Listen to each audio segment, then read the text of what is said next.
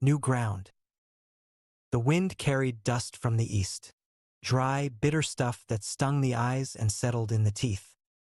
Ash tasted it before the sun was fully up, a dull, chalky flavor that meant the morning would be harsh.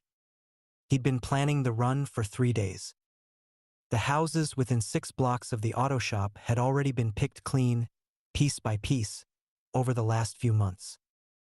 He'd salvaged every dented can, stripped every medicine cabinet, pried open every vending machine, even boiled stale rice from a broken restaurant kitchen.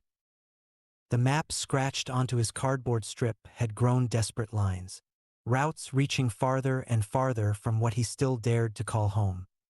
Today's circle was the farthest yet.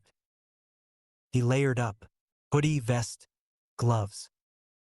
Checked the pistol at his thigh, machete on his back. Water, a strip of jerky, half a cracker. Not much. He tightened the straps on his pack and stepped out into the wind. The neighborhood was silent, long, hushed and hollow. A few birds scattered as he passed the rusted SUV. The grave there remained untouched. He nodded to it out of habit. He kept his pace steady, efficient. Never rushed, never loud. It was late morning by the time he reached the edge of his old scavenged radius.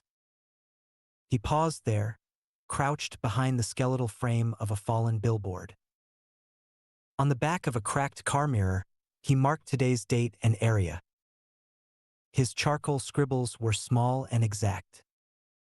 Past that, new ground. The first building was a 2-story corner store with one wall collapsed inward like a broken ribcage. Ash entered slow, careful. The glass crunched softly underfoot despite his best efforts. The shelves had been stripped long ago. Still, he moved methodically.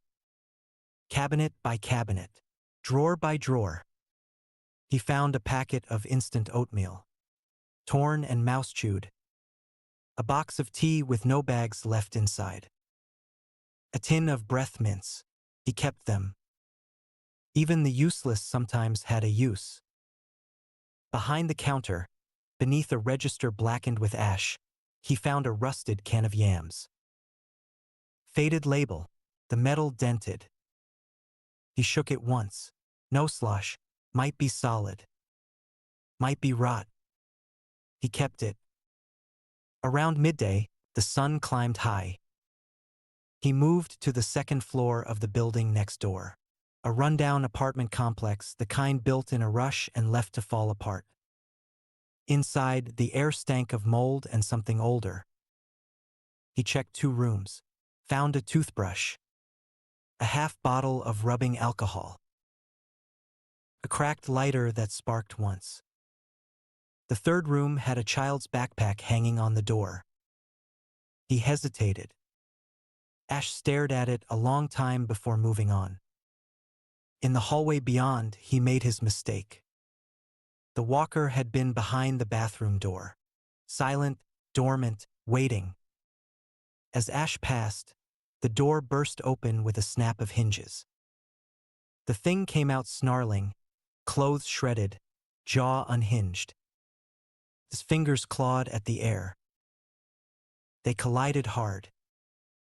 Ash fell backward, hitting the floor with a grunt.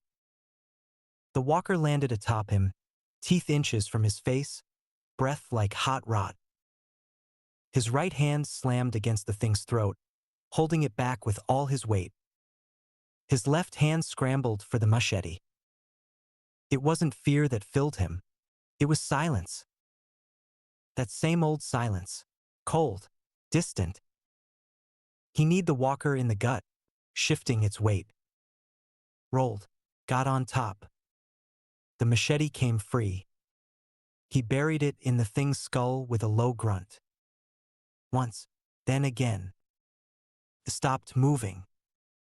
He sat there a moment longer, catching his breath. Then stood, wiped the blade on the thing's shirt, and left without looking back.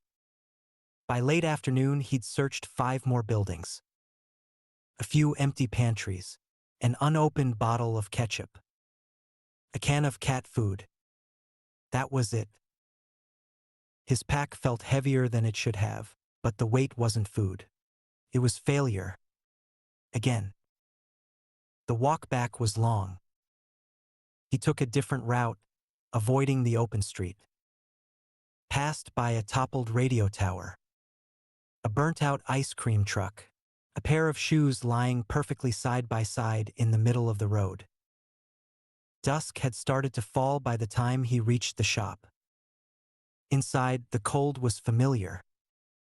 He checked the wire alarm, still intact. The cans swayed lightly in the wind. He emptied his pack. 3 cans, some alcohol, a cracked lighter. No real food. He didn't light a fire, just sat near the cold pit, staring at the tin of yams. He set it aside. Not tonight. Instead, he sipped a little water. Ate the last half of the cracker. Chewed it slow, mechanical. Then he pulled the blanket around his shoulders, the pistol at his side, the machete back under the mattress. Before laying down, he reached for the shelf, moved the piece of rebar aside. The photo was still there. Smiling faces, a porch that wasn't real anymore. A girl with a grin to both ears. He didn't look at it long. The tarp above him rustled in the wind. The cans outside whispered softly. He counted each sound until he slept. Tomorrow, the circle would stretch farther still.